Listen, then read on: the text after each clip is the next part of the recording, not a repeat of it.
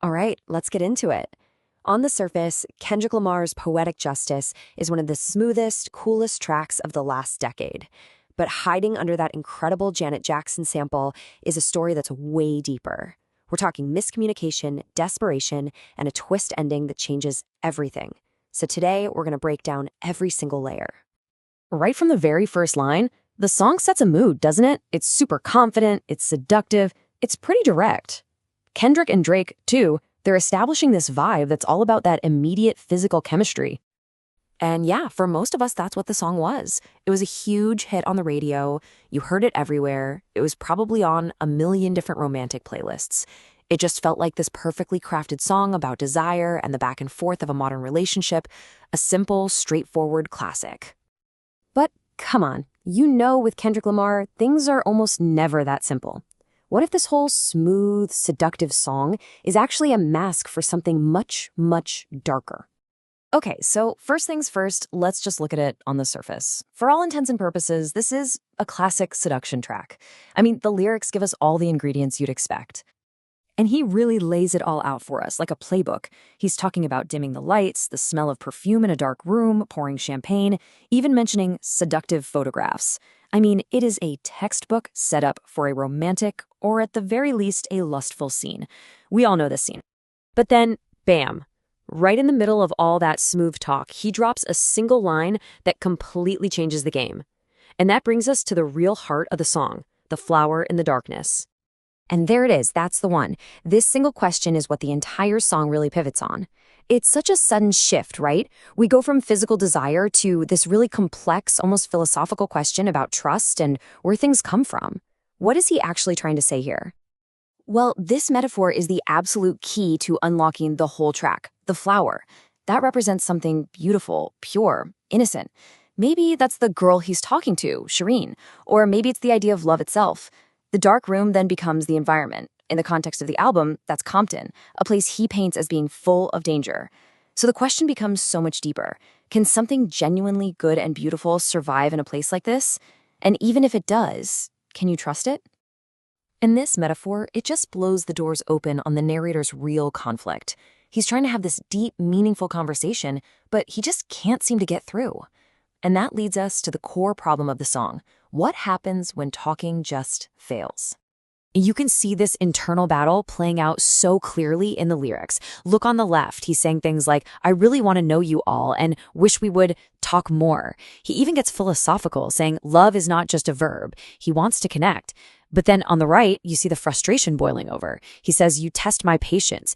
And he falls back on that simple, seductive language, dark room, perfume, and just keeps repeating, you can get it, like he's given up. He's completely stuck between what he wants to feel and what he can actually say. And the crazy thing is, he knows what he needs to do. He's not oblivious. He says it right here. He knows communication is the key to saving relationships, to building something real. The answer is staring him right in the face. And yet, it's just not working.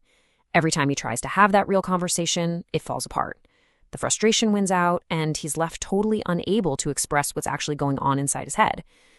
So, if he can't say it, what's left for him to do? This is where the song's title finally clicks into place. If his spoken words fail him when he's face to face with someone, he finds another way to be understood. He finds his justice through the pen. This line right here, this is everything.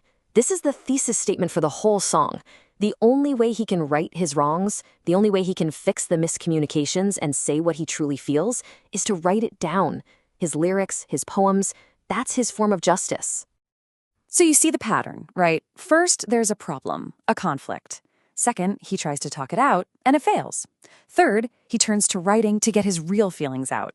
And finally, that piece of writing, the song itself, becomes the justice he was looking for.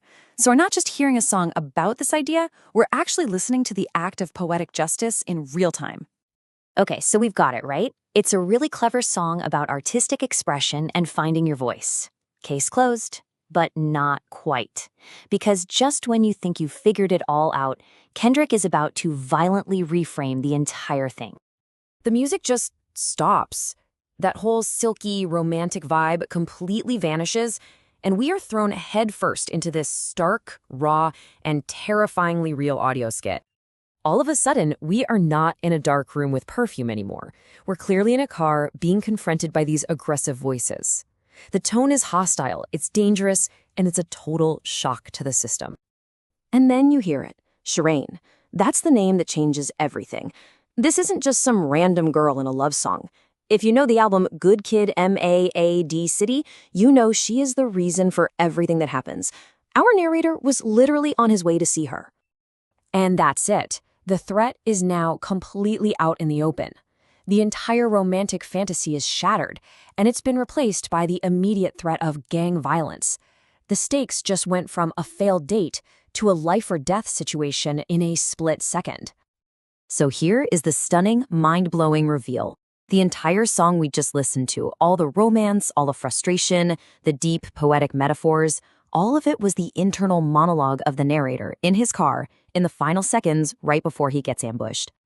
This is what makes this track an absolute work of genius. Kendrick uses the familiar, comfortable sound of an R&B hit to lure us in, to make us feel safe. He's disguising a critical, violent turning point in his album story as a love song. The contrast between that smooth music and the brutal reality of the ambush is just so jarring, and it turns us, the listeners, into unwitting witnesses to a tragedy we never saw coming. So, it leaves you wrestling with this one final, haunting question. In the world Kendrick builds, the lines between love and violence are incredibly blurry. The journey to find connection can lead you straight into danger. And a beautiful thought, like a flower blooming in a dark room, can be snuffed out in an instant. This isn't just a song, it's a tragedy.